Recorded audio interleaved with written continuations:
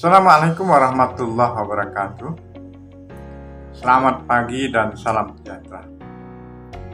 Anak kami sekalian, marilah kita buka kegiatan pagi hari ini dengan terlebih dahulu berniat dan berdoa. Semoga Allah Subhanahu wa taala tetap melindungi kita, menjauhkan kita dari godaan setan yang selalu menggoda dan menjerumuskan manusia. Anak-anak kami sekalian, hari ini kita bertemu pada pertemuan kedua Minggu keempat Januari 2021. Bidang studi produk kreatif untuk kelas 11 TKJ. Baik anak-anak kami sekalian, untuk kelanjutannya ikutilah video pembelajaran saya berikut. Baik anak-anak kami sekalian,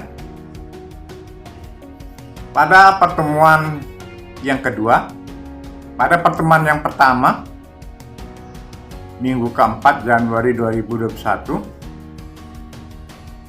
kita membahas tentang produksi massal yang berhubungan dengan karakteristik dan keuntungan penggunaan produksi massal. Nah, pada pertemuan yang kedua Minggu keempat Januari ini kita lanjutkan masih membahas yang sama, yaitu tentang perencanaan produksi massal. Anak-anak kami sekalian, selain membicarakan tentang karakteristik dan keuntungan penggunaan produksi massal, ada pula keterbatasan-keterbatasannya. Baik, keterbatasan tentang memproduksi produksi massal adalah sebagai berikut. 1. Perincian dari satu mesin akan menghentikan jalur produksi keseluruhan.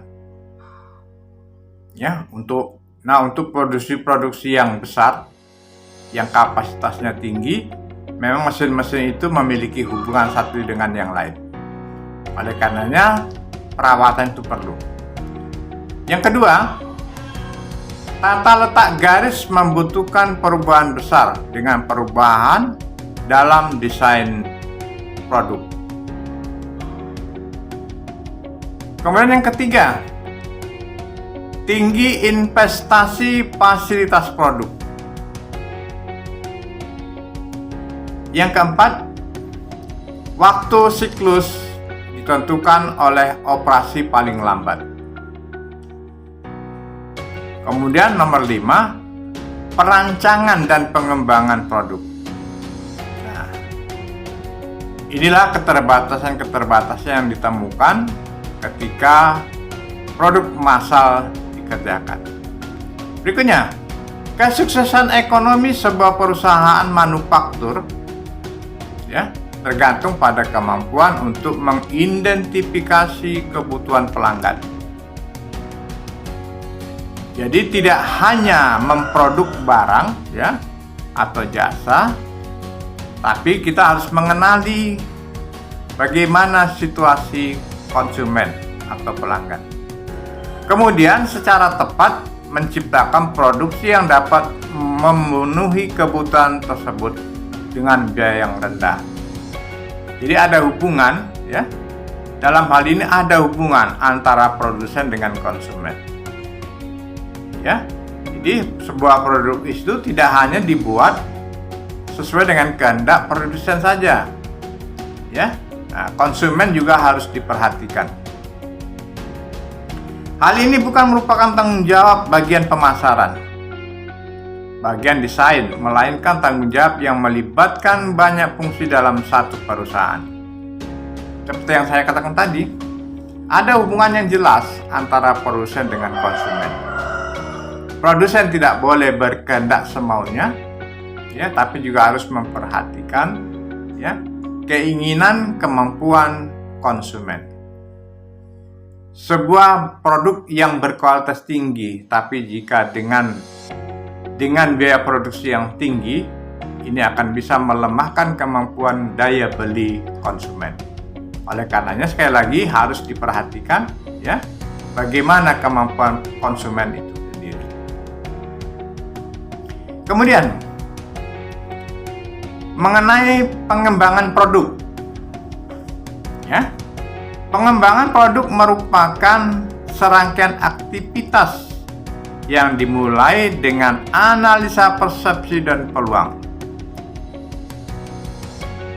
Pengembangan produk merupakan aktivitas lintas disiplin yang membutuhkan kontribusi dari hampir semua fungsi yang ada di perusahaan. Namun 3 fungsi yang selalu paling penting adalah proyek pengembangan produk. Ya. Nah, kami sekalian, ada di situ tadi disebutkan dengan pengertian lintas disiplin. Ya. Tidak hanya di sekolah anak-anak disiplin itu dibutuhkan. Tapi bagaimana menciptakan sebuah produk, ya? Dibutuhkan juga kedisiplinan. Ya. Nah, sama halnya dengan merawat pohon sawit. Jika ada keterlambatan memupuk, boleh jadi pohon sawit itu tidak akan berbuah pada waktu-waktu tertentu. Sehingga dibutuhkanlah yang namanya disiplin dalam segala hal, termasuk dalam bagaimana sebuah manufaktur mengembangkan produksinya. Terima kasih. Wassalamualaikum warahmatullahi wabarakatuh.